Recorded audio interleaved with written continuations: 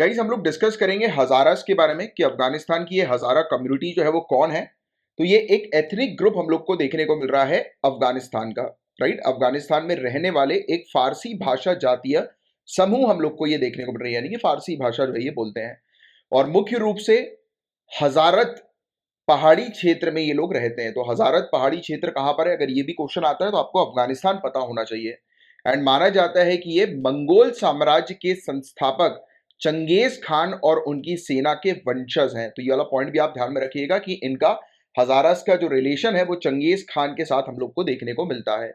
और Genghis Khan की बात करें गाइस तो इन्होंने 13वीं शताब्दी के दौरान पूरे क्षेत्र में यानी कि अफगानिस्तान के इस एरिया पे पूरा कब्जा कर लिया था। ठीक है, तो ये कुछ पॉइंट्स हैं जिसको आपको थोड़ा सा ध्यान में रखना है। और गाइस इनकी जो विशिष्ट एशियाई शारीरिक विशेषताएं हैं, राइट, यानी कि डिस्टिंक्ट एशियाटिक फीचर्स हैं इनका, राइट, इनके जो फीचर है शारीरिक फीचर हैं, और इनकी जो बोली है, राइट, फारसी बोली, हजारगी नामक फारसी बोली, तो इन्हें अफगानिस्तान में रहने वाले जो दूसरे जो एथनिक ग्रुप्स हैं, कम्युनिटीज जो हैं, उनसे अलग बनाती है। राइट, और हजारा जातीय समूह को अफगानिस्तान के सबसे उत्पीड़ित समूह में से एक माना जाता है, सबसे ऑप्रेस्ड ग्रुप में से एक जो है वो माना जाता है हजारा एथनिक ग्रुप को। तो ये कुछ इंपॉर्टेंट पॉइंट है जो कि आपको ध्यान में रखना है हजारा से रिलेटेड। कई सब बात करेंगे करतारपुर साहिब गुरुद्वारा के बारे में और करतारपुर कॉरिडोर के बारे में। काफी ज्यादा इंपॉर्टेंट टॉपिक है, इसकी एक्चुअली में आपको लोकेशन भी पता होनी चाहिए। तो दोबारा से रीओपन किया जा रहा है करतारपुर साहिब गुरुद्वारा कॉरिडोर को।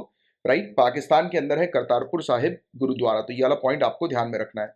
राइट, और अब बताया जा रहा है कि अलाउ किया जा रहा है जो सिख पिलग्रिम्स जो हैं, जो सिख जो श्रद्धालु हम लोग को देखने को मिलते हैं, तीर्थयात्री जो हम लोग को देखने को मिलते हैं, तो वो अब इस कॉरिडोर का उपयोग कर सकेंगे। एक्चुअली कोरोना वायरस के चलते इसको जो है वो बंद कर दिया गया था कॉरिडोर को।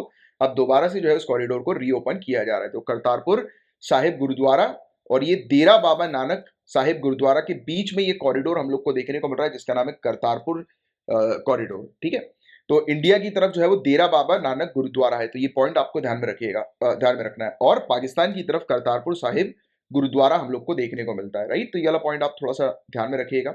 गुरदासपुर में है ये, अमृतसर के नजदीक हम लोग को देखने को मिलता है। तो 19 नवंबर जो बर्थ एनिवर्सरी है सिख फाउंडर गुरु नानक जी की, है ना, और इस दिन को इनकी बर्थ एनिवर्सरी को गुरु पर्व या प्रकाश पर्व के नाम से भी जाना जाता है। ठीक है, तो ये पॉइंट आपको ध्यान में रखना है। और करतारपुर कॉरिडोर एग्रीमेंट की बात करें गाइस, तो करतारपुर कॉरिडोर एक्चुअली में 4 किलोमीटर या 5 किलोमीटर का एक कॉरिडोर है। देखिए अलग अलग जगह पर अलग अलग इंफॉर्मेशन लिखी हुई है, बट मैक्सिमम जगह पर 4 किलोमीटर की इंफॉर्मेशन दी हुई है कि 4 किलोमीटर का ये रूट हम लोग को देखने को मिलता है। राइट, कि 4 किलोमीटर का सफर तय करके इंडिया के डेरा बाबा नानक साहिब गुरुद्वारा की बात करें या फिर इंडिया से पाकिस्तान में ये गुरुद्वारे में एंटर किया जा सकता है तीर्थ यात्रियों के दौरान, मात्र 4 किलोमीटर का डिस्टेंस ट्रैवल करके, है ना। तो ये एग्रीमेंट की अगर हम बात करेंगे तो करतारपुर कॉरिडोर एग्रीमेंट अलाउ करता है जो पिलग्रिम्स हैं, जो तीर्थ यात्री हम लोग को देखने को मिलते हैं, वो ट्रैवल कर सकते हैं वीजा फ्री। यानी कि इस क्षेत्र में, यानी कि इस गुरुद्वारा में जाने के लिए, करतारपुर साहिब गुरुद्वारा में जाने के लिए जो तीर्थ यात्री हैं उनको कोई भी वीजा वगैरह जो है वो नहीं लगता है, कोई वीजा नहीं लगता है, डायरेक्टली वो ट्रैवल कर सकते हैं। बट हाँ, ये परमिट परमिशन तो लेनी पड़ती है, राइट, क्योंकि इंटरनेशनली जो है वो बॉर्डर को क्रॉस किया जा रहा है, राइट, पाकिस्तान में एंटर किया जा रहा है। और सभी धर्मों, पॉइंट टू बी नोटिस, सिर्फ सिख धर्म नहीं, सभी धर्म के भारतीय तीर्थ यात्री और भारतीय मूल के व्यक्ति इस गलियारे, इस कॉरिडोर का उपयोग कर सकते हैं। तो ये इंफॉर्मेशन आपको ध्यान में रखनी है। और तीर्थ यात्रियों को केवल एक वैध पासपोर्ट ले जाने की आवश्यकता होती है, यानी कि तीर्थ यात्रियों के पास अपना एक वैलिड पासपोर्ट होना चाहिए, दैट्स इट। राइट, और जो पर्सन ऑफ इंडियन ओरिजिन जो हम लोग को पीआईओ जो देखने को मिलता है, हालांकि आप जानते हैं पीआईओ का कार्ड जो है वो मर्ज हो गया ओसीआई के साथ, तो उनको जो है वो OCI, overseas citizen of India का कार्ड जो है वो कैरी करके ले जाना होता है। अगर आपको ओवरसीज सिटीजन ऑफ इंडिया के कार्ड के बारे में नहीं पता कि ये क्या होता है, तो इसकी इंफॉर्मेशन मैं आपको जो है वो कमेंट बॉक्स पर दे दूंगा पिन करके। अगर वहां पर आपको लिंक ना मिले, पिंड मैसेज पर, पिंड कमेंट पर लिंक ना मिले, तो आप मुझसे जो है वो मांग लीजिएगा, मैं आपको इसकी ओसीआई की लिंक जो है वो प्रोवाइड करा दूंगा। तो वो टॉपिक आप देख लीजिएगा, काफी इंपॉर्टेंट टॉपिक है ओसीआई का भी। तो जो लोग पीआईओ वाले हैं, पर्सन ऑफ इंडियन ओरिजिन है, तो उनको भी ओसीआई कार्ड जो है वो कैरी करके ले जाना रहता है अपने पासपोर्ट्स के साथ। राइट, और ये जो कॉरिडोर है ये सुबह से शाम तक खुला रहता है, और सुबह के समय यात्रा करने वाले तीर्थ यात्रियों को उसी दिन लौटना होता है। राइट, यानी कि सेम 24 आवर्स में लौटना होगा। यात्रा यानी कि आपकी यात्रा जो है आपको 24 आवर्स के अंदर अंदर तो कंप्लीट करनी होगी। बट अगर आप शाम में जो है वो ट्रैवल करते हो, शाम में जो जाते हो, तो आप नेक्स्ट डे जो है वो वापसी आपको करनी ही पड़ेगी। राइट, तो ये चीज हम लोग को देखने को मिलती है। और करतारपुर कॉरिडोर प्रोजेक्ट क्या है गाइस, तो ये कॉरिडोर जो है इसे डब किया जाता है रोड टू पीस प्रोजेक्ट के तौर पर भी, शांति के मार्ग परियोजना के तौर पर भी इसे कहा जाता है।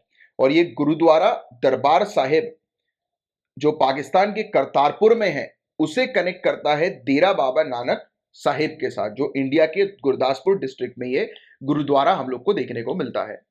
और तीर्थ स्थान और इसका महत्व क्या है गाइस इस करतारपुर साहिब गुरुद्वारा का, तो करतारपुर गुरुद्वारा जो है वो रावी नदी के तट पर लाहौर से लगभग 120 किलोमीटर उत्तर पूर्व में स्थित है। तो रावी नदी के पास में है ये, राइट, उसके तट पर है और लाहौर से 120 किलोमीटर की दूरी पर है। तो ये एक फैक्चुअल इंफॉर्मेशन थोड़ा सा ध्यान में रखना। इस स्थान पर ही गुरु नानक ने सिख समुदाय को इकट्ठा किया था और वर्ष 1539 तक मृत्यु पर्यंत, मतलब कि इसी क्षेत्र पर करतारपुर साहिब गुरुद्वारा में जो है वो आखिरी सांस जो है वो गुरु नानक जी ने ली थी। ठीक है, तो ये वाली चीज आपको थोड़ी सी ध्यान में रखनी है। और अपने जीवन के अंतिम 18 साल इसी स्थान पर गुजारे थे गुरु नानक जी ने। तो ये वाला पॉइंट भी आप थोड़ा सा ध्यान में रखिएगा, है ना। और आमतौर पर सीमा पर, बॉर्डर पर उगने वाली हाथी घास, मतलब कि एलिफेंट ग्रास, तो ये पॉइंट आप ध्यान में रखिएगा। एलिफेंट ग्रास कैसी होती है गाइस, देखो कितनी बड़ी ये ग्रास होती है। देखो आप, ये ह्यूमन की फोटो आपको दिखाई दे रही है, राइट, कंपैरिजन के तौर पर आप देखिए कितनी बड़ी ये ग्रास होती है। तो ये घास है गाइस। तो आमतौर पर जो बॉर्डर पर उगने वाली ये जो घास है जिसको एलिफेंट ग्रास हम लोग कहते हैं, तो ये वाला चीज भी आप थोड़ा सा ध्यान में रखिएगा, एलिफेंट ग्रास कितनी बड़ी होती है। तो ये उग जाती है बॉर्डर के पास, राइट। और फिर पाकिस्तानी अधिकारी इसे काट देते हैं और उसके बाद ये गुरुद्वारा भारत की सीमा से ही दिखने लगता है, इंडियन बॉर्डर से ये गुरुद्वारा दिखने लगता है। भारतीय सीमा की तरफ से दर्शन के लिए बड़ी संख्या में भारतीय सिख इकट्ठा होते हैं, यानी कि जिन लोगों को पाकिस्तान नहीं एंटर करना होता है, जो लोग नहीं चाहते वहां पे एंटर करना, या फिर जो जाना नहीं चाहते, जिनके पास, जैसे आप कह सकते हो जिनके पास पासपोर्ट नहीं है, तो वो सिंपली जो है वो इस प्रकार से दूरबीन के माध्यम से जो है वो दर्शन कर सकते हैं। यहाँ पर जो डेरा बाबा नानक साहिब गुरुद्वारा जो है ना, वहां पर दूरबीन लगाई गई है दर्शन करने के लिए करतारपुर साहिब गुरुद्वारा की। तो जैसे ये घास जो है वो कट जाती है, तुरंत जो है वो दिखने लगता है और लोग, श्रद्धालु जो है वो दर्शन करते हैं। और गुरुद्वारा डेरा बाबा नानक में दूरबीन जो है वो लगाई गई है इस चीज के दर्शन करने के लिए, है ना। तो ये पॉइंट है, काफी इंपॉर्टेंट पॉइंट्स है करतारपुर कॉरिडोर से रिलेटेड भी। और हमने डेरा बाबा नानक साहिब गुरुद्वारे के बारे में भी बात करी कि किस प्रकार से उसको देखा जा सकता है करतारपुर साहिब गुरुद्वारा को, राइट, यहीं से इंडियन साइड से ही, है ना। और करतारपुर साहिब गुरुद्वारा की भी इंपॉर्टेंस के बारे में हमने चर्चा करी। तो ये कुछ फैक्ट्स हैं गाइस, जिसको आप थोड़ा सा ध्यान में रखिएगा।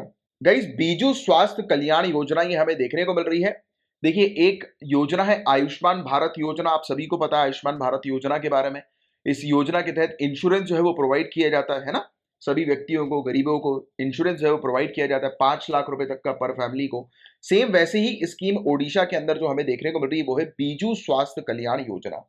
ओडिशा सरकार ने लॉन्च किया है ये cashless health care coverage scheme को।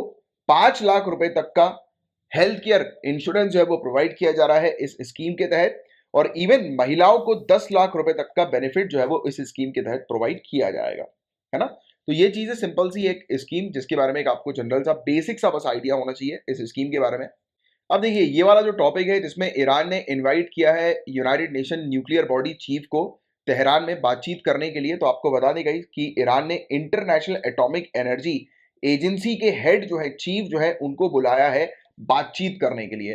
तो देखिए, इंटरनेशनल एटॉमिक एनर्जी एजेंसी का टॉपिक काफी ज्यादा इंपॉर्टेंट है। मैं नीचे कमेंट बॉक्स पर इसकी लिंक जो है वो छोड़ रहा हूं, आप जरूर इस टॉपिक को जो है वो कवर कर लीजिए। इंटरनेशनल एटॉमिक एनर्जी एजेंसी की पूरी डिटेल्स आपको पता लग जाएगी। और हालांकि आप रेगुलरली लेक्चर्स को फॉलो कर रहे हैं तो आपको पता है ईरान जो है वो किस प्रकार से यूरेनियम का इनरिचमेंट जो है वो कर रहा है, और इसकी जो यूरेनियम जो बना रहा है काफी भारी मात्रा में, तो इसको लेकर इंटरनेशनली ये डर है, ये कंसर्न है, ये चिंता है कि कहीं ये न्यूक्लियर बॉम्ब्स तो प्रिपेयर नहीं करने की प्लानिंग कर रहा है। इसको लेकर आपको ये भी पता होगा, इंटरनेशनल एटॉमिक एनर्जी एजेंसी के जो ऑफिशियल्स हैं इनकी विजिट भी हुई थी ईरान के अंदर, है ना। 3 महीनों के लिए ईरान ने अलाउ किया था इनको विजिट करने के लिए, राइट। बट अब फिर से इंटरनेशनल एटॉमिक एनर्जी एजेंसी चाहती है, यूनाइटेड नेशन चाहती है कि ये एजेंसी जो है वो ईरान के अंदर जाए और वहां पर यूरेनियम इनरिचमेंट हो रहा है कि नहीं हो रहा, कि जिससे कि बॉम्ब बनाए जा सके, तो उसको चेक करे, कंट्रोल करे ईरान की इस एक्टिविटी को। और इसके अलावा ये सब एक्टिविटीज ईरान ने कब शुरू करी, बताएं जरा मुझे नीचे कमेंट बॉक्स पर लिखकर। ईरान ने अचानक से यूरेनियम एनरिचमेंट करना कब से शुरू कर दिया, क्या हुआ ऐसा कि जिसके चलते ईरान ने जो है वो यूरेनियम एनरिचमेंट करना शुरू कर दिया। इतनी बार इस टॉपिक को मैं आपको पढ़ा चुका हूं कि इसका आराम से कुछ नहीं तो 250 वर्ड में एक्सप्लेन करके बहुत अच्छे से इसका आंसर आप लिख सकते हैं। तो यही आपका जो है वो क्वेश्चन है, मेंस का एक क्वेश्चन, सिंपल सा, इसकी प्रैक्टिस करिए आप। क्वेश्चन ये है कि joint comprehensive plan of action के बारे में आपको लिखना है, और ईरान, यही मतलब ईरान न्यूक्लियर डील जो 2015 की है इसके बारे में आपको लिखना है। साथ ही साथ आपको मेंशन करना है कि ईरान को मतलब किस प्रकार से इंटरनेशनल कम्युनिटी जो है वो ईरान के ऊपर रोक लगाए यूरेनियम इनरिचमेंट करने से। तो 250 वर्ड में इसका बेहतरीन सा आंसर जो है वो लिखकर बताएं। आप नीचे कमेंट बॉक्स पे भी चाहें तो आप लिख सकते हैं, या फिर अपने पास पेन और पेपर से लिखकर आपके अगर कोई फैकल्टी आपके आसपास आपकी नजर में आपको जो पढ़ाते हैं, या आंसर इवैल्यूएशन की प्रैक्टिस में अगर आप हैं, यानी कि कहीं पर आप प्रैक्टिस करते हैं आंसर इवैल्यूएशन की, तो उनको जो है वो दीजिए आंसर चेक करने के, या फिर आप अपने किसी फ्रेंड वगैरह को दे दीजिए। या फिर सिंपल सी चीज मैं आपको बताता हूँ, 3 दिन के बाद या 2 दिन के बाद खुद से अपने आंसर को चेक करिए, आपको खुद अपनी गलतियां जो है वो पता लगेंगी। एकदम से आप चेक करोगे तो गलती पता नहीं लगेगी, है ना, बट 2 या 3 दिन के बाद चेक करोगे तो गलती पता लगेगी। और बाकी ये वाले टॉपिक को IAEA वाले टॉपिक को पढ़ लेना, नीचे कमेंट बॉक्स पर इसकी लिंक मैं आपको छोड़ रहा हूँ, है ना। तो ये वाली चीज है पूरी की पूरी जिसके बारे में आपको ऑलरेडी जो है वो बताया जा चुका है, राइट। और ईरान ने अभी तक प्रोड्यूस कर दिया 120 किलोग्राम से भी ज्यादा, यानी कि 265 पाउंड से भी ज्यादा 20% एनरिच्ड यूरानियम को, जो कि बहुत ज्यादा मात्रा में है ये, राइट। और joint comprehensive plan of action के बारे में भी हम लोग कवर कर ही चुके हैं काफी डिटेल में।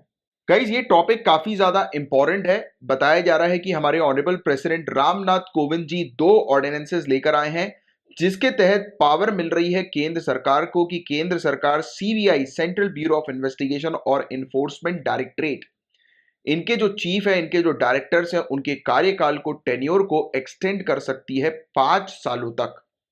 अब इसको मैं आपको सिंपल तरीके से समझाता हूं। इसमें काफी सारे स्टूडेंट्स को लग रहा है कि जो CBI के जो डायरेक्टर हैं और या फिर इन्फोर्समेंट डायरेक्टरेट के जो डायरेक्टर हैं, चीफ हैं, इनका कार्यकाल अब 5 साल का हो गया है। ऐसा जनरली लोगों को न्यूज देखकर ऐसा लग रहा है, बट एक्चुअली में ऐसा नहीं है। ये चीज अपने कॉन्सेप्ट को दिमाग में क्लियर रखो। इनका जो कार्यकाल है वो 2 साल का ही है, बट केंद्र सरकार के पास अब पावर है कि इस कार्यकाल को ये 2-2 साल करके मैक्सिमम 5 ईयर्स तक बना सकती है। मतलब इस प्रकार से, राइट, एक बार में 2 साल का, फिर 2 साल का, फिर आखिरी में 1 साल का बचेगा इनके पास। तो मैक्सिमम कार्यकाल होगा 5 सालों का, राइट। एक पोस्ट में, जैसे कि फॉर एग्जांपल आप कल को CBI के चीफ बन गए, CBI के हेड बन गए, डायरेक्टर बन गए, है ना, तो आपके पास 2 साल तक तो आप उस पोस्ट में रहोगे ही रहोगे, बट अगर केंद्र आप पर मेहरबान हो जाए तो आप 5 सालों तक उस पोस्ट पर टिके रहोगे, राइट, बट वो 2-2 साल करके। तो ये पॉइंट आप अच्छे से क्लियर रखो।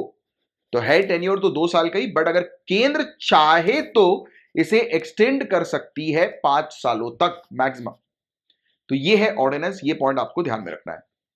और कानून को जो अमेंड किया जा रहा है इसके तहत, तो वो Delhi special police amendment act 1946 को अमेंड किया जाएगा, क्योंकि इसी के तहत CBI को बनाया गया था। और दूसरे ऑर्डिनेंस के तहत इन्फोर्समेंट डायरेक्टर के जो कार्यकाल है, टेन्योर है, उसको चेंज करने के लिए सेंट्रल विजिलेंस कमीशन एक्ट 2003 को अमेंड किया जाएगा। तो क्वेश्चन ये भी बन सकता है, बताइए CBI किससे एसोसिएटेड है, तो इस कानून से, DSPE एक्ट से एसोसिएटेड है। और इन्फोर्समेंट डायरेक्टरेट किससे एसोसिएटेड है, तो CVC से एसोसिएटेड है। तो ये पॉइंट आपको इस प्रकार से भी थोड़ा सा ध्यान में रखना है, राइट। और इसमें जो 1922 का फंडामेंटल रूल है उसको भी अमेंड किया जा रहा है। पर्सनल मिनिस्ट्री ने इशू किया है एक ऑर्डर जिसमें ये अमेंड कर रहे हैं फंडामेंटल रूल्स को 1922 के। इसमें 2 पोस्ट जो है वो ऐड की जा रही हैं, राइट। इसमें सर्विसेज जो कि एक्सटेंड की जा सकती हैं 2 साल के बियॉन्ड, तो इसमें 2 सर्विसेज और ऐड कर जा रही है, यानी कि CBI और इन्फोर्समेंट डायरेक्टरेट, पब्लिक इंटरेस्ट को ध्यान में रखते हुए। बाकी जो प्रीवियस लिस्ट के अंदर, जैसे जो डिफेंस सेक्रेटरी की पोस्ट है, फॉरेन सेक्रेटरी की पोस्ट है, होम सेक्रेटरी की पोस्ट है, राइट, डायरेक्टर की जो पोस्ट हम लोग को इन सभी की देखने को मिलते हैं, और इंटेलिजेंस ब्यूरो और सेक्रेटरी जो हैं, फिर रॉ के जो ऑफिशियल्स हैं, डायरेक्टर्स हैं, तो ये लोग, इन लोग की पोस्ट जो है वो एक्सटेंड हो सकती है 5 सालों तक, या फिर 2 साल से बियॉन्ड, 2 साल से ज्यादा एक्सटेंड हो सकती है। एग्जैक्टली 5 सालों तक मत बोलो, 2 साल से ज्यादा एक्सटेंड हो सकती है।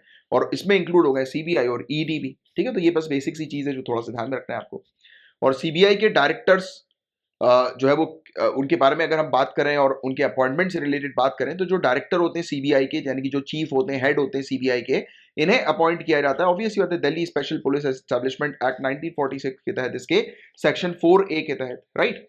और लोकपाल और लोकायुक्त एक्ट 2013 में जो लाया गया था, इसने कहा था सेंट्रल गवर्नमेंट को कि सेंट्रल गवर्नमेंट अपॉइंट करे डायरेक्टर को CBI के रिकमेंडेशन के आधार पर 3 मेंबर कमिटीज के, यानी कि 3 मेंबर कमिटी रिकमेंड करेंगी, और उसी आधार पर केंद्र सरकार, यानी कि उन 3 मेंबर कमिटी जो भी नाम जो है वो देंगी केंद्र सरकार को, तो केंद्र सरकार अपॉइंट करेंगी CBI के डायरेक्टर को।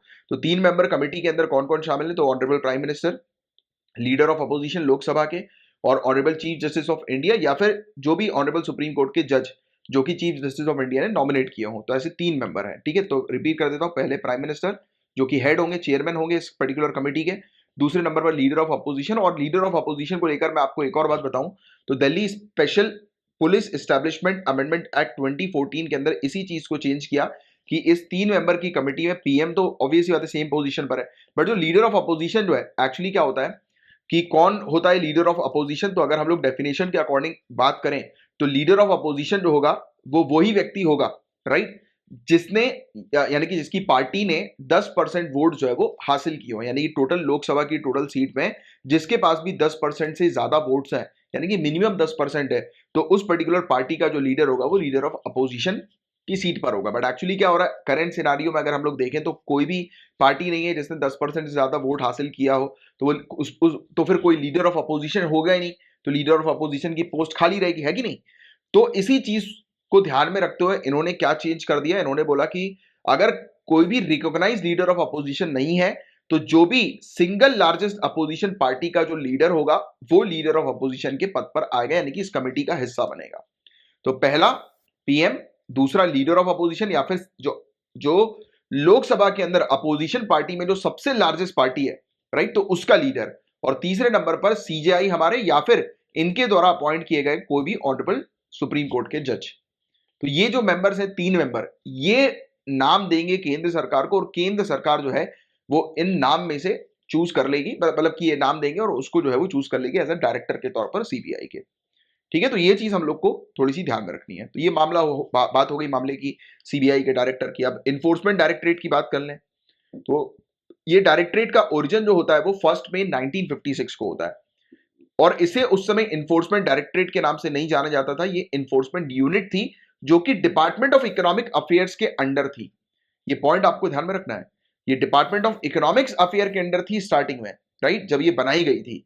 और इसको जो काम दिया गया था वो ये था कि फॉरेन एक्सचेंज रेगुलेशन एक्ट 1947 का जो है, राइट, तो इस कानून का अगर जो भी व्यक्ति उल्लंघन करता है तो उसके खिलाफ इन्फोर्समेंट यूनिट जो है वो कार्रवाई करेगी।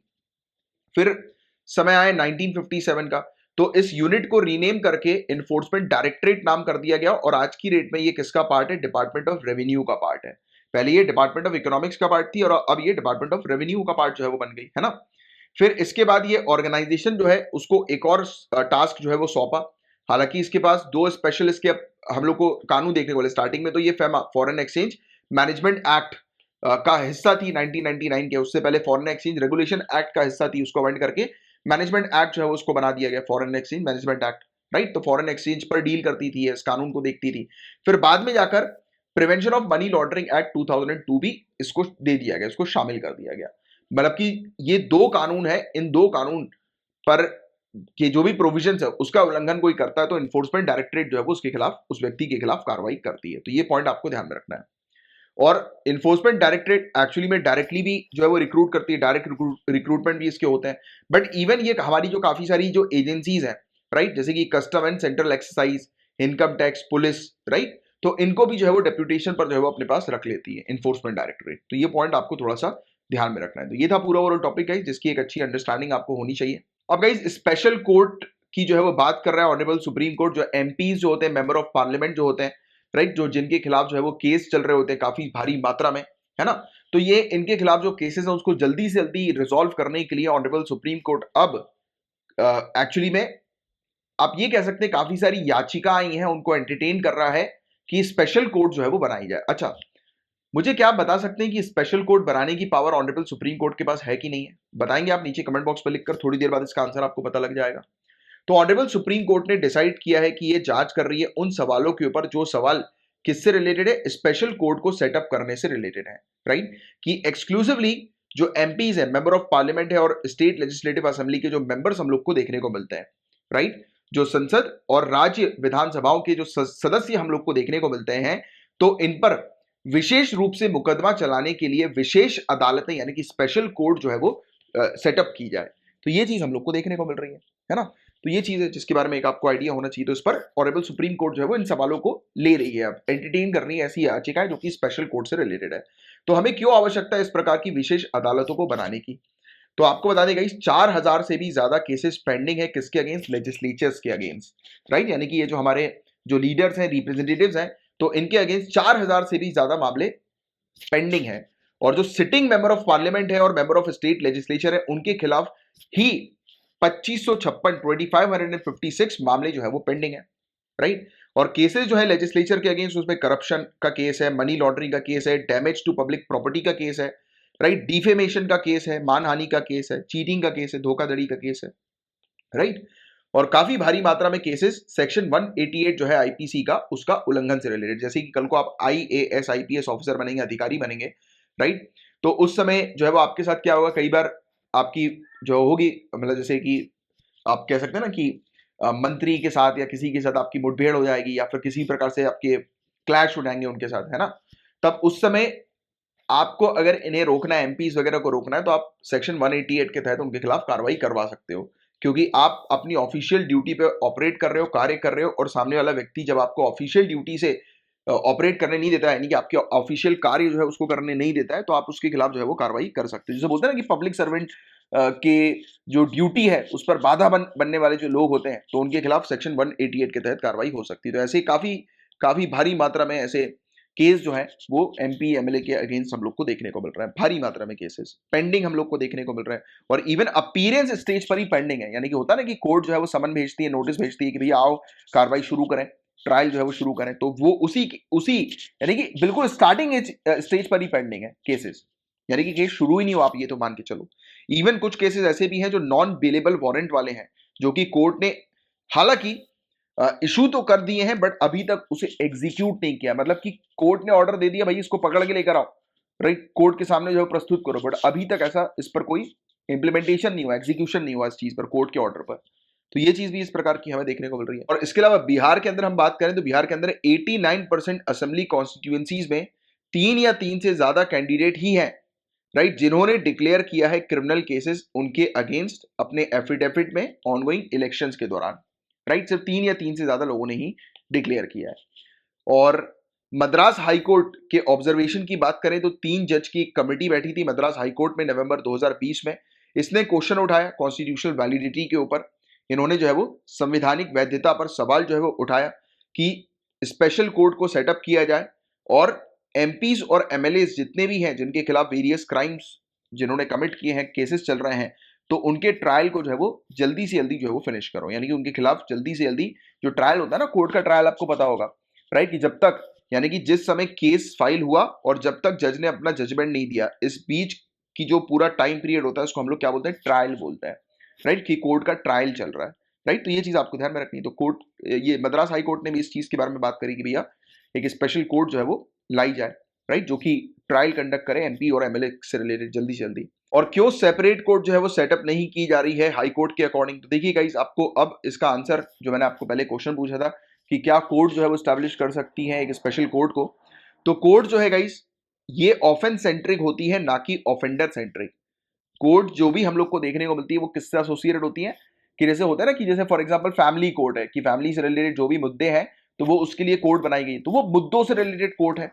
अब किसी पर्टिकुलर पर्सन या कैटेगरी से रिलेटेड तो कोर्ट नहीं बनाई जा रही है ना। तो कोर्ट हमेशा ऑफेंस सेंट्रिक होती है, अपराध केंद्रित होती है, ना कि अपराधी केंद्रित। और यहां पर जो कोर्ट बनाने की बात की जा रही है वो अपराधी केंद्रित बनाने की बात की जा रही है, मतलब एमपीज और एमएलए के खिलाफ बनाने की बात की जा रही है।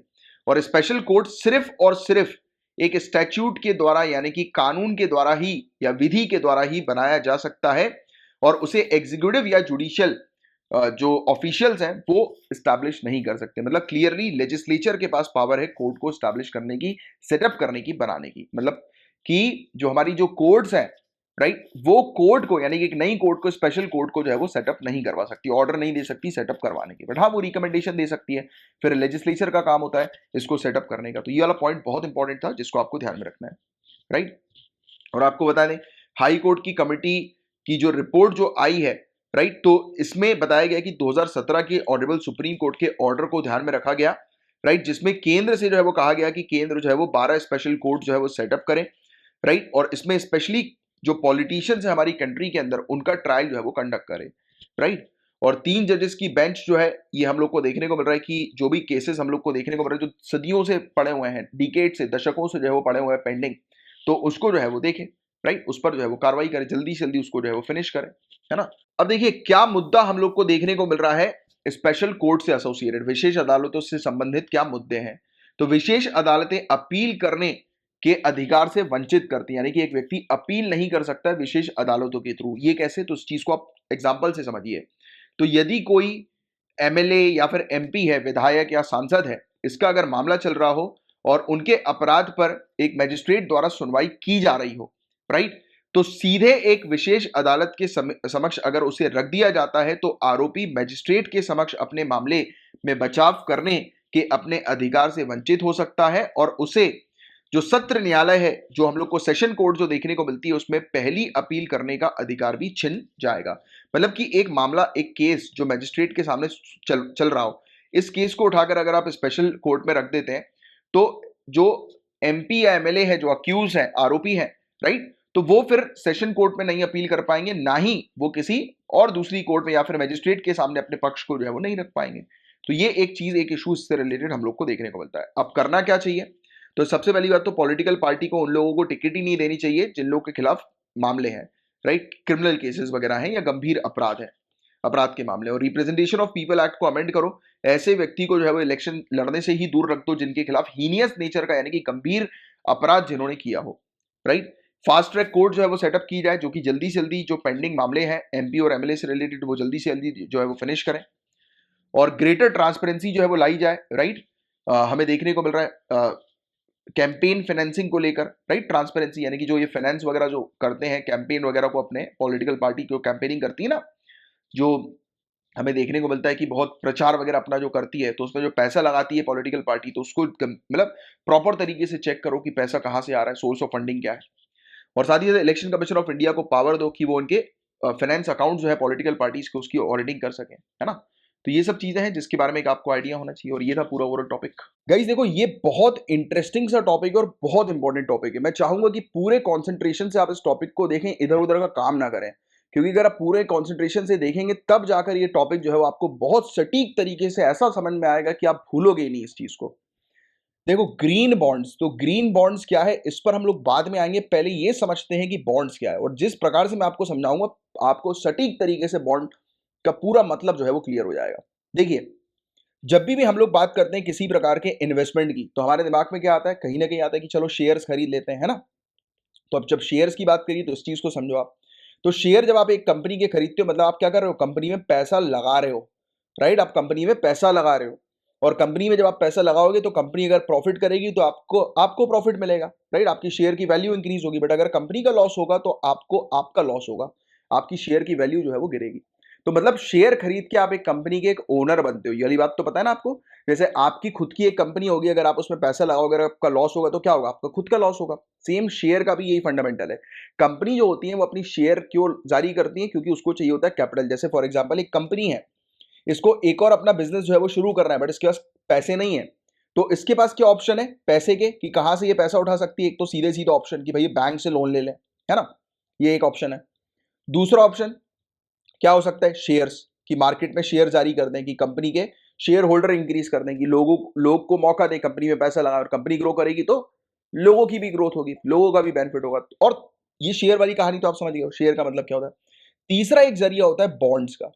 और आपको बता दें, बॉन्ड एक प्रकार का लोन है कंपनी के ऊपर। ये एक डेट इंस्ट्रूमेंट हम लोग को देखने को मिलता है। क्या देखने को मिलता है, डेट इंस्ट्रूमेंट, एक लोन है।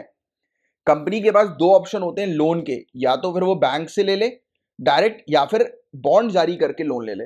अब आप बोलोगे सर ये वाली चीज समझ में नहीं आ रही कि कंपनी बैंक से डायरेक्टली लोन क्यों नहीं लेती, इस प्रकार का लोन बॉन्ड जारी करके क्यों लेती है। तो वो वाली चीज भी मैं आपको समझाऊंगा। पहले आपको ये समझना है कि बॉन्ड्स में होता क्या है। देखो, जैसे फॉर एग्जांपल इसकी एक फेस वैल्यू होती है, जैसे एक पर्चा होता है गाइस, एक सिंपल सा पर्चा होता है। जैसे इसमें लिखा है 1000 रुपए, जैसे एक कंपनी का 1000 रुपए का बॉन्ड है, आपने आज इस बॉन्ड को जो है वो 1000 रुपए में परचेस कर लिया। बट कूपन बॉन्ड्स भी होते हैं इसमें, जैसे 5 ईयर्स का ये बॉन्ड है, ठीक है, 5 ईयर्स का बॉन्ड, मतलब आपका पैसा 5 साल के लिए अब लॉक हो गया है, ठीक है। लेट्स से हम लोग मान लेते हैं कि अभी 2021 चल रहा है, ठीक है, और ये बॉन्ड जो है वो रिलीज होगा, यानी कि ये पैसा आपको वापस मिलेगा 2025 में। बट ये बॉन्ड जो है लेट्स से 10% रिटर्न का बॉन्ड है, ठीक है, यानी कि सालाना आपको 10% जो है वो रिटर्न मिलेगा। जैसे आपने 1000 रुपए इस बॉन्ड को खरीद लिया, 1000 रुपए में आपने इस बॉन्ड को खरीद लिया, ठीक है। आपको 12 महीने के बाद पूरे 1000 नहीं मिलेंगे, बट आपको इसका 10% मिलेगा। लेट्स से आपको 100 रुपए मिल गए। फिर नेक्स्ट ईयर आपको 100 रुपए मिल गए। ऐसे करके आपको हर साल 2025 तक 100 रुपए मिलेंगे और 2025 की डेट में, यानी कि जो डेट इसमें लिखी होगी बॉन्ड में, जो फेस वैल्यू जो इसमें लिखी है, पहले तो 1000 रुपए इसमें लिखी हुई है और उसमें जो डेट दी हुई है, तो उस डेट को आपको आपके 1000 रुपए वापस हो जाएंगे। मतलब कुल मिला के हर साल आपने 10% की इसमें कमाई करी और at the end 5th year पे आपने अपनी पूरा अमाउंट आपको वापस मिल गया, है ना। तो ये इस प्रकार का इंस्ट्रूमेंट समझिए। आपका क्या प्रॉफिट हुआ? आपका प्रॉफिट हुआ कि आपको हर साल 10% का बेनिफिट हुआ। आपने जो इन्वेस्टमेंट किया उसमें आपको हर साल गारंटीड 10% का रिटर्न आपको मिला। क्लियर यहां तक बातें? तो ये होता है बॉन्ड। इस प्रकार से आपको समझना है बॉन्ड का मतलब, कि बॉन्ड एक प्रकार का लोन होता है। अब आप बोलोगे कि सर कंपनी इस प्रकार से बॉन्ड जारी करके पैसा क्यों इकट्ठा करिए, डायरेक्ट बैंक से क्यों नहीं ली? अब देखिए भाई गाइस, बात ध्यान से समझिए। आप जैसे आप हो कंपनी, ठीक है, आप अपने आप को एक कंपनी मानो या फिर मान लेते हैं आपकी कंपनी है, ठीक है। आप मुझे एक चीज ये बताएं, आपकी कंपनी में जैसे फॉर एग्जांपल आप बैंक से लोन लेते हो, ठीक है, तो बैंक से आपको 12% रिटर्न, मतलब रेट ऑफ इंटरेस्ट 12% का लग रहा है, यानी कि आप 1000 रुपए लोगे एज अ लोन के तौर पर, तो आपको 120 रुपए हर साल जो है वो पे करना पड़ेगा इस 1000 रुपए में लोन पे, ठीक है। बट अगर आप बॉन्ड जारी करते हो 1000 रुपए का और आप 10% वैल्यू जो है वो लगाते हो, 10% रिटर्न लगाते हो, तो आपको 120 नहीं, सिर्फ 100 रुपए जो है वो देना पड़ेगा हर साल। तो आप 100 रुपए देने के लिए रेडी हो या 120 रुपए देने के लिए रेडी हो? तो ऑब्वियस सी बात है, अकलमंद लोग यही बोलेंगे कि हाँ भैया हम तो 100 रुपए देने के लिए रेडी, क्योंकि हमारा 20 रुपए का इसमें बेनिफिट हो रहा है। भाई कंपनी है, कंपनी को चाहिए प्रॉफिट, तो कंपनी बॉन्ड क्यों जारी करती है? कि बैंक से कम रेट ऑफ इंटरेस्ट पे उसको जो है वो यहां पर बेनिफिट हो जाए। अब सवाल ये उठता है कि भैया पब्लिक क्यों बॉन्ड परचेज कर रही है? अब आप देखो, पब्लिक के पास 1000 रुपए है, पब्लिक अगर बैंक में रखेगी इस 1000 रुपए को, कितना मिलेगा बैंक से? 3 या 4%, 3 या 4% मिलेगा। एफडी भी करेगी तो कितना मिलेगा? 7 या 8%, मेरे ख्याल से 6%, 7%, है ना। एफडी भी करवाएगी तो करवाएगा 5 साल की, तो वो यहाँ पे सीधा सीधा उसको 10% का बेनिफिट हो रहा है। तो पब्लिक बॉन्ड क्यों परचेज करेगी? क्योंकि उसको तो 10% का बेनिफिट हो रहा है। पैसा बैंक में रखा रखा उसका 5 सालों में इतना नहीं बनेगा जितना कि इस कंपनी के बॉन्ड से उसका बन जाएगा उस व्यक्ति का पैसा। इसलिए लोग भागते हैं बॉन्ड परचेज करने के लिए, क्योंकि बॉन्ड बिल्कुल भी रिस्की नहीं होता। बट हाँ, इसका मतलब ये नहीं कि बॉन्ड टोटली रिस्क फ्री है। अगर वो कंपनी डूब गई, वो कंपनी भग गई, उसका दिवालिया निकल गया, तो ये मान के चलो कि वो रिकवरी नहीं हो पाती है, बड़ी मुश्किल जाती है। हालांकि है अपने पास ये रिकवरी ट्रिब्यूनल्स वगैरह हम लोग को देखने को मिलते हैं, है हमारे पास, राइट, रिकवरी करवाते हैं, बट फिर भी रिस्की होता है। इसलिए लोग कई बार कंपनीज को देखकर उसके बॉन्ड परचेज करते हैं। और जहां पर सॉवरेन बॉन्ड आ गया वहां पर तो आए हाय, लोग तो आंख बंद करके पैसा लगाते हैं। सॉवरेन बॉन्ड मतलब सरकारी बॉन्ड। आप देखिएगा जब भी सरकार अपने बॉन्ड को जारी करती है, जो भी सरकारी बॉन्ड होता है उसको हम लोग सॉवरेन बॉन्ड बोलते हैं। क्या बोलते हैं? Sovereign bond. तो सॉवरेन बॉन्ड जो होता है वो टोटली रिस्क फ्री होता है, क्योंकि लोगों को लगता है कि यार सरकार तो कहीं भगनी है नहीं, है ना, लोगों का पैसा तो वापस रिटर्न आएगा ही आएगा, देना ही पड़ेगा सरकार को, है ना। तो ये चीज है। तो आप समझ गए बात, कहानी बॉन्ड क्या होती है? बहुत ईजी तरीके से हमने समझा, एक बार समराइज कर देते हैं। देखो, शेयर जो होते हैं वो आपने अपने, मतलब ये मान के चलो कि आपने कंपनी में पैसा लगाया, कंपनी बेनिफिट करेगी तो आपका बेनिफिट होगा, कंपनी का लॉस होगा तो आपका लॉस होगा। और बॉन्ड क्या है? तो आपने एक कंपनी को बॉन्ड खरीद कर लोन दिया और वो कंपनी हर साल आपको रेट ऑफ इंटरेस्ट, यानी कि जैसे 10% है उस पर कूपन 10% का है, तो आपको हर साल उस पर रिटर्न देगी, हर साल उस पर ब्याज देगी कंपनी। और जैसे ही आखिरी साल जो होगा, यानी कि जिस समय आपका जो पूरा जो क्लेम है वो पूरा का पूरा जब आप निकालोगे, यानी कि लास्ट ईयर जो होगा, तो उसमें पूरी की पूरी आपकी वैल्यू आपके अकाउंट पे आ जाएगी। ये कुल मिलाकर एक प्रकार की एफडी जैसा है कि आपका पैसा लॉक हो गया और हर साल उस पर आपको ब्याज मिल रहा है ना। तो ये होता है बॉन्ड। अब ग्रीन बॉन्ड्स क्या होते हैं? नाम से हमारा ग्रीन बॉन्ड, मतलब जो भी कंपनी अगर किसी भी एनवायरमेंट फ्रेंडली प्रोजेक्ट पर इन्वेस्टमेंट करती है या फिर एनवायरमेंट फ्रेंडली प्रोजेक्ट को शुरू करती है, कोई भी कंपनी, पर्टिकुलर कंपनी, तो उसके लिए उसमें कैपिटल लेने के लिए जब वो बॉन्ड जारी करती है तो that is called green bond. बात समझे? फिर से रिपीट करता हूं। एक फलाना कोई कंपनी है, अगर ये कंपनी कोई भी एनवायरमेंट फ्रेंडली प्रोजेक्ट अगर शुरू कर रही है, लेट्स से कि electric vehicles environment friendly project है कि नहीं? एक कंपनी जैसे आपकी कंपनी, आप इस कंपनी में इलेक्ट्रिक व्हीकल्स शुरू कर रहे हो, राइट, बट आपके पास पैसे की कमी है। आपको पता है कि बैंक से आप लोन लोगे तो 14% रेट ऑफ इंटरेस्ट पे आपको लोन मिलेगा, तो आपने 10% का बॉन्ड जारी कर दिया मार्केट में, तो लोग भगते भगते आपके पास आ गए, राइट। और ये जो बॉन्ड होगा ये क्या कहलाएगा? ग्रीन बॉन्ड होगा, क्योंकि एनवायरमेंट फ्रेंडली बॉन्ड है ना, इसलिए इसको ग्रीन बॉन्ड कहते हैं। और आज की डेट में बहुत पॉपुलर है ये बॉन्ड।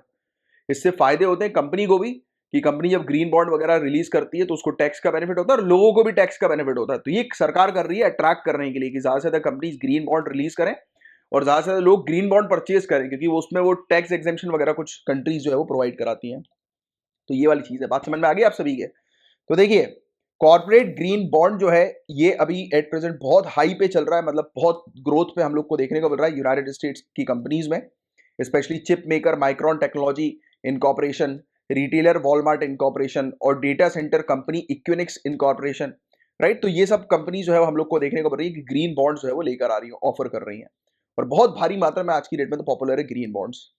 और ये आज की डेट में इतनी तेजी से ये ग्रीन बॉन्ड जो बढ़ते जा रहे हैं, और ग्रीन बॉन्ड ऐसे बॉन्ड्स होते हैं जो फाइनेंस एनवायरमेंटल फ्रेंडली प्रोजेक्ट्स पर होते हैं, यानी कि ऐसी कंपनी जो एनवायरमेंटल फ्रेंडली प्रोजेक्ट को शुरू करती है, तो ऐसी कंपनी जो बॉन्ड रिलीज करती है that is called green bonds, है ना। तो ये चीज हम लोग को देखने को मिलती है, और ये कंपनी इसलिए भी शुरू कर रही है क्योंकि कंपनीज के ऊपर प्रेशर भी आ रहा है इन्वेस्टर्स की तरफ से, रेगुलेटर्स की तरफ से, रेगुलेटर्स यानी कि जो एनवायरमेंटल रेगुलेटर्स वगैरह जो हम लोग को देखने को मिलता है, राइट। तो ये सब चीजें हैं, राइट, कि वो जो है वो स्टेप्स ले एनवायरमेंट को इंप्रूव करने के लिए, क्योंकि बड़ी बड़ी जो कंपनी होती है, देखो गाइस, जितनी बड़ी कंपनी होगी उतना उसका सोसाइटी के ऊपर रिस्पॉन्सिबिलिटी होगी, राइट, क्योंकि बड़ी कंपनी बड़ा पैसा कमा रही है तो लोग उसकी तरफ देखते हैं कि भैया आपको अगर सोसाइटी से इतना रिटर्न मिल रहा है, इतना बेनिफिट मिल रहा है, तो आप भी तो करो कुछ सोसाइटी के लिए, है कि नहीं। तो इसलिए उनके ऊपर प्रेशर एक बनता है कि यार आप भी एनवायरमेंट फ्रेंडली प्रोजेक्ट पर काम करो। तो अब कंपनी का काम करेगी, मतलब कंपनी को चाहिए पैसा, तो कंपनी पैसा कहां से उठाएगी, तो बॉन्ड्स के जरिए उठा रही है। लोन भी ले सकती है, उनके पास ऑप्शंस है, बट एक ऑप्शन बॉन्ड का है जो डेट इंस्ट्रूमेंट है ना। तो एक चीज आपको क्लियर होगी, ग्रीन बॉन्ड क्या, आप तो आप बिल्कुल मक्खन की तरह इसके बारे में आप बता दोगे। तो ग्रीन बॉन्ड एक प्रकार की फिक्स्ड इनकम इंस्ट्रूमेंट है। फिक्स्ड इनकम इंस्ट्रूमेंट मतलब आपको, आपने अगर ये बॉन्ड परचेज किया तो आपको इनकम मिलेगी ही मिलेगी, राइट। एक कंपनी किस लिए ये बॉन्ड जारी करती है, to raise money, money raise करने के लिए, किस पर्पस के लिए, क्लाइमेट और एनवायरमेंटल प्रोजेक्ट्स के लिए, क्योंकि ग्रीन बॉन्ड है ये, क्लाइमेट का climate friendly environment friendly bond ये हम लोग को या प्रोजेक्ट हम लोग को देखने को मिलता है, राइट। तो उसके लिए उसमें पैसा फाइनेंस या उसमें पैसा लगाने के लिए ये बॉन्ड जो है वो जारी किया जाता है, that's called green bond. These bonds are typically asset linked and backed by issuing entity balance sheet. तो इनको हेल्प मिलती है क्योंकि ये बॉन्ड जो होता है कंपनीज के लिए हेल्पफुल होता है, क्योंकि उसके पास पैसा जो है वो आ जाता है, तो उसकी बैलेंस शीट को इंप्रूव करने में मदद करता है ना। तो ये चीज हम लोग को देखने को मिलती है। और गाइस, ग्रीन बॉन्ड जो होते हैं ना वो टैक्स इंसेंटिव के साथ आते हैं, जिससे कि ज्यादा से ज्यादा इन्वेस्टर अट्रैक्ट हो और उसमें पैसा लगाएं। और आज की डेट में सबसे ज्यादा मात्रा में जो ग्रीन बॉन्ड इशू कर रही है वो है वर्ल्ड बैंक। बहुत भारी मात्रा में ग्रीन बॉन्ड जो है वो इशू कर रही है। अब कितनी मात्रा में कर रही है, कितने बॉन्ड्स इशू कर रही है, वो that is not important for your examination, but you can write कि ग्रीन बॉन्ड जो सबसे ज्यादा इशू कर रही है that is world bank. And green bond किस प्रकार से काम करती है, नॉर्मली जिस प्रकार के कॉर्पोरेट बॉन्ड्स होते हैं, सॉवरेन बॉन्ड यानी कि गवर्नमेंट बॉन्ड होते हैं, वैसे ही ये काम करती है, जिसके बारे में मैंने आपको ऑलरेडी एक्सप्लेनेशन दे ही चुका है। और इन्वेस्टर जो परचेज करते हैं इस प्रकार के बॉन्ड को, तो उनको बॉन्ड मैच्योर होते समय रिटर्न मिलता है, मतलब पूरा फेस वैल्यू उनको जो है वो मिल जाती है, और बाकी हर साल जैसे बोलते हैं ना कूपन, कूपन के तहत उनको इंटरेस्ट हर साल जो है वो प्राप्त होता है। इसमें कई बार टैक्स बेनिफिट्स भी जो है इन्वेस्टर्स को प्रोवाइड किए जाते हैं। तो ये सब चीजें हैं। एक ब्लू बॉन्ड भी होता है। तो ब्लू बॉन्ड यानी कि जो भी ओशियन या उससे रिलेटेड जो इकोसिस्टम है उसके जो प्रोजेक्ट्स होते हैं, यानी कि अगर कोई कंपनी ओशियन को लेकर अगर कोई प्रोजेक्ट लेकर आ रही है, लॉन्च कर रही है जो कि क्लाइमेट फ्रेंडली है, एनवायरमेंट फ्रेंडली है, तो उसके लिए जब वो बॉन्ड जारी करती है तो that is called blue bond, ठीक है। और इसके अलावा एक पॉइंट आपको ये बहुत अच्छे से जो है वो ध्यान में रखना है, और इसमें प्रोजेक्ट्स कौन से होते हैं, जैसे फिशरीज हो गया, कोरल रीफ्स के प्रोटेक्शन के प्रोजेक्ट हो गए, या दूसरे फ्रेजाइल इकोसिस्टम के प्रोजेक्ट हो गए, या पोल्यूशन को या एसिडिफिकेशन को रिड्यूस करने के कुछ प्रोजेक्ट हुए जो भी कंपनी लेकर आएगी, मतलब ओशियन वाले प्रोजेक्ट गाइस, कि जो भी प्रोजेक्ट कंपनी ओशियन को लेकर, ओशियन की हेल्थ को लेकर, उसके इकोसिस्टम को इंप्रूव करने को लेकर कोई प्रोजेक्ट लेकर आती है, that is called blue bond. उसके लिए जब वो कैपिटल रेज करने के लिए बॉन्ड जारी करती है तो that bond is called blue bond. But ये वाला पॉइंट बहुत इंपॉर्टेंट है आपके लिए कि जितने भी सभी के सभी ब्लू बॉन्ड जो होते हैं वो ग्रीन बॉन्ड होते हैं, बट सभी के सभी ग्रीन बॉन्ड जो होते हैं वो ब्लू बॉन्ड नहीं होते हैं, right. Very important thing. Normal सी बात है कि जैसे इलेक्ट्रिक व्हीकल, अब इलेक्ट्रिक व्हीकल का ओशन से क्या लेना देना, ओशन पे थोड़ा चल रही है इलेक्ट्रिक व्हीकल, तो इलेक्ट्रिक व्हीकल क्या ब्लू बॉन्ड होगा, नहीं होगा, नहीं होगा ना electric vehicle blue bond. But हाँ, अगर लेट्स से कि जैसे कोई ऐसी, जैसे बोलते हैं ना कि आपको पता है कि वाटर स्पोर्ट्स में काफी सारी जैसे बोट्स वगैरह चलती हैं, अलग अलग नाम होते हैं ना उन बोट्स की, जेटीज वगैरह जिसको हम लोग बोलते हैं, जेटीज बोलते हैं, क्या बोलते हैं उसको, वो बोट्स वगैरह जो होती है वो तेजी से जो है वो चलती है वाटर के ऊपर, तो उसमें भी कई बार डीजल वगैरह जो है वो डाला जाता है कि नहीं, तो वो बिल्कुल भी ओशियन फ्रेंडली नहीं है, राइट, वो डीजल हार्मफुल हम लोग को देखने को मिल सकता है। अब उसकी जगह अगर कोई वो वाली बोट्स बना रहा है, इलेक्ट्रिक बोट्स उस टाइप की, तो वो हो गया ना यूजर फ्रेंडली। तो ऐसे ही बोर्ड की मैन्युफैक्चरिंग कंपनीज जो होंगी वो जो बॉन्ड जारी करेंगी वो कह सकती हैं कि वो ब्लू बॉन्ड है, राइट। बट इलेक्ट्रिक व्हीकल्स वाले जो बॉन्ड्स होंगे इलेक्ट्रिकल रोड पे चलने वाले, तो वो वाले जो बॉन्ड होंगे वो ग्रीन बॉन्ड होंगे, है ना। वो ब्लू बॉन्ड नहीं हो सकते कि उसका ओशन के बेनिफिट से रिलेटेड कोई लेना देना नहीं। तो आप तो दिमाग में रखो कि ब्लू बॉन्ड का मतलब वो कंपनी जो पैसा या कैपिटल रेज करने के लिए, राइट, जो बॉन्ड जारी करती है और उस प्रोजेक्ट के लिए जिस प्रोजेक्ट में ओशियंस या उससे रिलेटेड जो इकोसिस्टम है उनको बेनिफिट हो रहा है, तो ऐसे जो बॉन्ड जो जारी होंगे that is called blue bond. और बाकी जितने भी एनवायरमेंट फ्रेंडली क्लाइमेट फ्रेंडली जो बॉन्ड जारी होंगे वो that is called green bond, है ना। तो ये सिंपल सी चीजें हैं जिसको आपको थोड़ा सा ध्यान में रखना है। और ग्रीन बॉन्ड और क्लाइमेट बॉन्ड्स की अगर हम लोग बात करें, तो ग्रीन बॉन्ड और क्लाइमेट बॉन्ड ये दोनों मतलब इंटरचेंजेबली यूज करते हैं, या तो आप ग्रीन बॉन्ड बोल दो या क्लाइमेट बॉन्ड बोल दो, एक ही चीज हम लोग को देखने को मिलती है, राइट। बट कुछ अथॉरिटीज जो होती हैं वो क्लाइमेट बॉन्ड की अगर हम लोग बात करें वो उन प्रोजेक्ट्स के लिए यूज करती हैं जो प्रोजेक्ट कार्बन एमिशन को रिड्यूस करने से रिलेटेड हो या फिर क्लाइमेट चेंज के इफेक्ट को रिड्यूस करने से रिलेटेड हो। तो उसको काफी सारे जो अथॉरिटीज हैं उसको क्लाइमेट बॉन्ड का नाम देती हैं, बस दैट्स इट। तो ये था गाइस पूरा ओवरऑल टॉपिक। मैं उम्मीद करता हूँ बहुत अच्छे से ये टॉपिक आपको समझ में आ गया होगा। अब राष्ट्रीय गोकुल मिशन ये वाला जो टॉपिक है गाइस, ये हालांकि मैं आप लोग को ऑलरेडी कवर करा चुका हूँ, नीचे कमेंट बॉक्स पर इसकी लिंक आपको मिल जाएगी, इस टॉपिक को जो है वो आप कवर कर लीजिएगा। एक रिव्यू मीटिंग हम लोग को देखने को मिली थी राष्ट्रीय गोकुल मिशन से रिलेटेड, इसको लेकर ये टॉपिक न्यूज में आया था। बट मेन जो राष्ट्रीय गोकुल मिशन है वो नीचे कमेंट बॉक्स पर उसकी लिंक आपको मैं प्रोवाइड करा रहा हूँ। अगर बाई चांस नहीं प्रोवाइड करा पाया, भूल गया, तो आप लिख दीजिएगा, मैं आपको प्रोवाइड करा दूंगा, राइट। आपको या पिंड मैसेज पर मिल जाएगी, अगर नहीं मिलती है तो पर्सनली भी आपको दे दूंगा और मैसेज भी पिंड कर दूंगा, ठीक है। चलो, तो ये वाला टॉपिक जो है वो आप कवर कर लो।